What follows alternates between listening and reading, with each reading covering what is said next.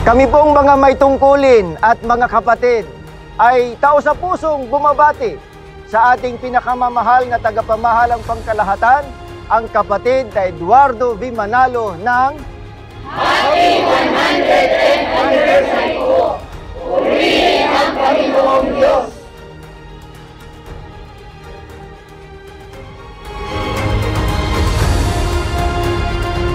Kami po ay taos-pusong bumabati sa ating pinakamamahal na tagapamahalang pangkalahatan, ang kapatid na Eduardo V. Manalo, at sa lahat ng kapatid sa buong mundo ng Happy 110th Anniversary po!